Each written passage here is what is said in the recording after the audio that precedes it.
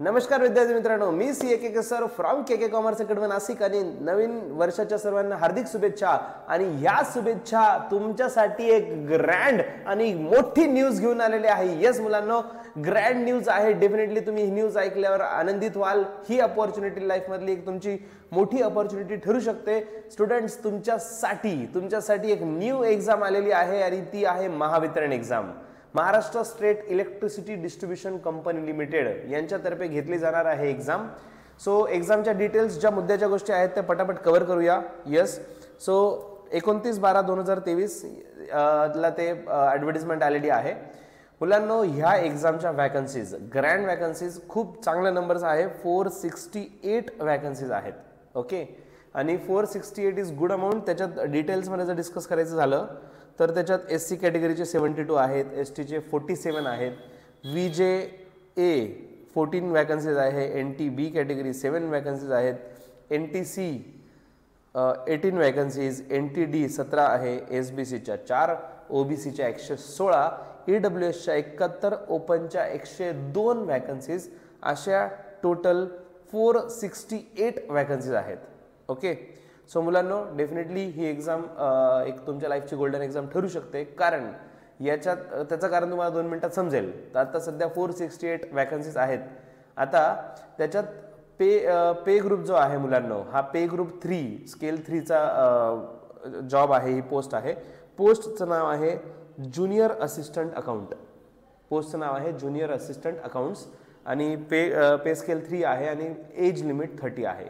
ठीक आहे, हे एज लिमिट आहे फॉर जनरल स्टुडंट्स 30चं आहे। पण जर जर बॅकवर्ड क्लासमध्ये बिलॉंग करणारे असाल किंवा EWS कॅटेगरीचे स्टुडंट असाल तर अप्पर लिमिट जे आहे याचं ते 5 इयर्सने रिलॅक्स करून दिलेलं आहे। म्हणजे 30च्या ऐवजी 35 अप्पर एज लिमिट दिलेलं आहे for backward classes and EWS category. Okay, next, हे तर झालं एज ग्रुप किंवा एक्झामबद्दलचं नाव। आता पुढचा विषय हा की एक्झामबद्दलचे क्वालिफिकेशन काय, हे एक्झाम कोण देऊ शकतं। तर मुलांनो, ही एक्झाम देण्यासाठी क्रायटेरिया हा आहे 29/12/2023 या दिवशी नोटिफिकेशन आलं, ॲडव्हर्टाइजमेंट आली आहे। त्याच्या आधी तुमचं ग्रॅज्युएशन कंप्लीट पाहिजे। सो ग्रॅज्युएशनमध्ये त्यांनी ह्यावेळेस फक्त BCom किंवा कॉमर्स ग्रॅज्युएट असं नाव न देता BCom किंवा BMS किंवा BBA असं क्लिअरली स्पेसिफाय केलेलं आहे।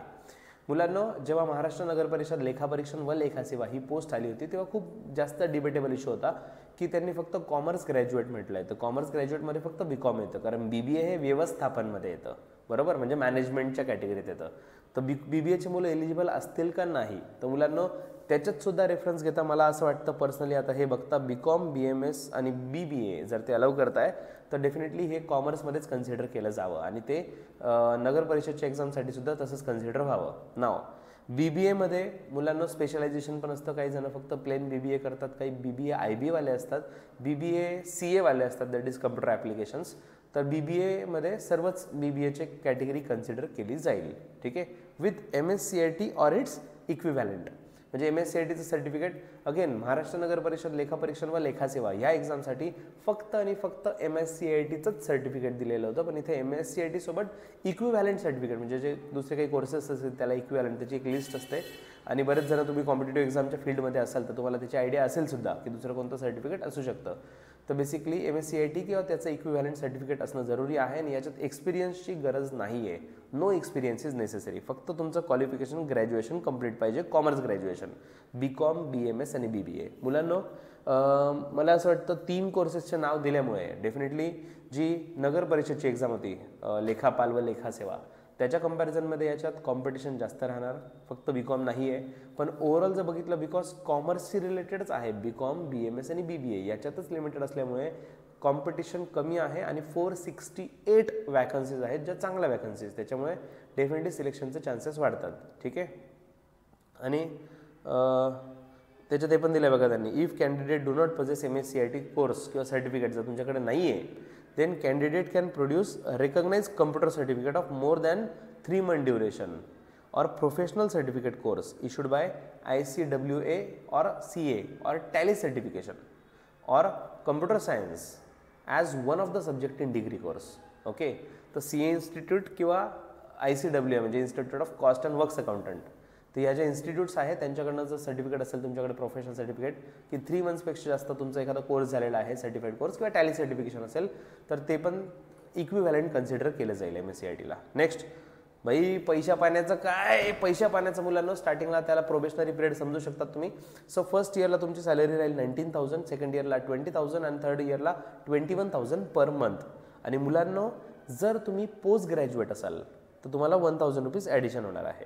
ठीक आहे, म्हणजे जे पोस्ट ग्रॅज्युएट आहे त्यांना पहिल्यांदा असं हे बघितल्यावर वाटलं असेल त्याला काहीतरी फायदा झाला भाऊ, मास्टर डिग्री केल्याचा काहीतरी फायदा झाला, BComच्या ऐवजी MCom पर्यंत पोहोचलो त्याचा 1,000 रुपये इथं फायदा झाला. येस, तर मुलांना म्हणजेच ऑफकोर्स जर तुम्ही MCom क्लिअर केलेलं असेल तर स्टार्टिंगला फर्स्ट इयरला सॅलरी 20, सेकंड इयरला 21 आणि थर्ड इयरला 22,000 पर मंथ ही सॅलरी राहील. पण मुलांना हे फक्त स्टार्टिंगसाठीच आहे 3 इयर्ससाठी. 3 इयर्स नंतर तुमचा परफॉर्मन्स चांगला असेल तर ते कंटिन्यू जॉब केला जाईल आणि त्याच्यात 50,000च्या आसपास तरी तुमची सॅलरी राहील त्याच्यानंतर. ठीक आहे, सो स्टार्टिंगला जरी सॅलरी कमी असली पण फ्युचर ब्राईट बघता डेफिनेटली तुमच्यासाठी अपॉर्च्युनिटी चांगली आहे.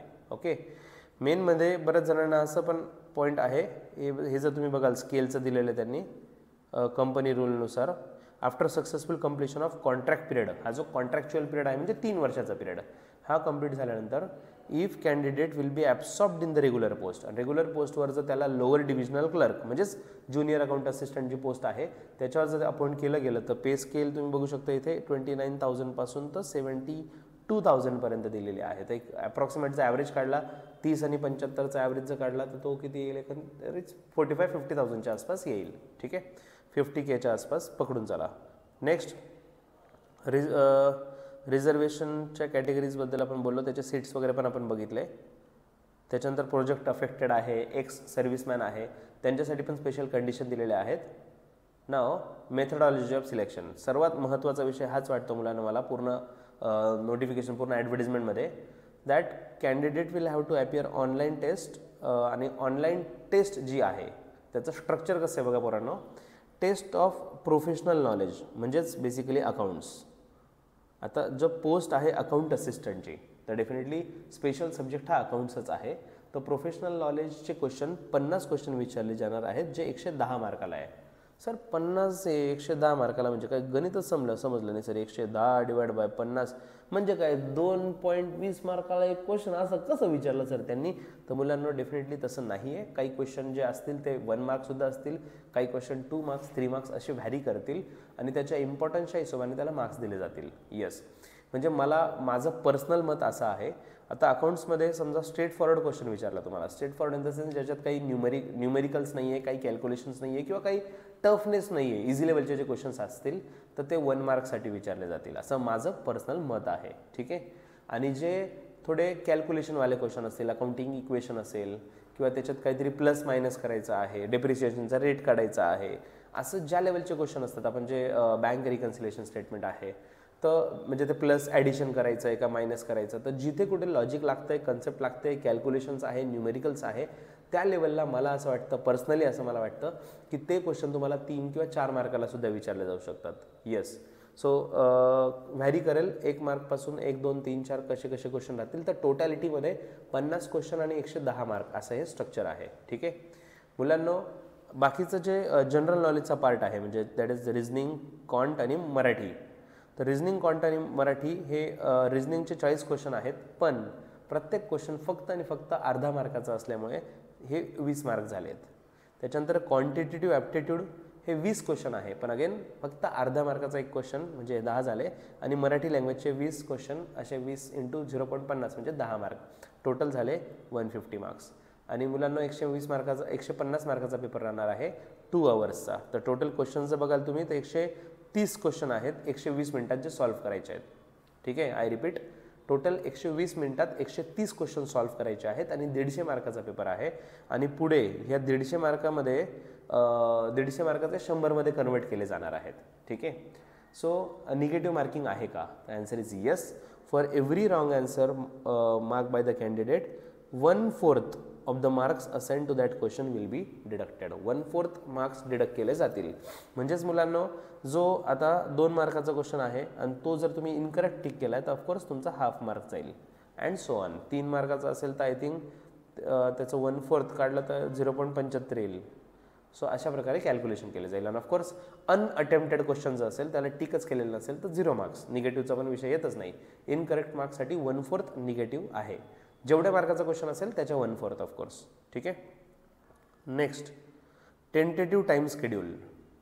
तारीख पे तारीख, तारीख पे तारीख, तारीख पे तारीख. सो स्टूडेंट्स, तारीख आ रही है, जल्द ही आ जाएगी. बट फिलहाल हमें इतना पता है that opening of submission of online application, online application January 2024 start होत आहेत.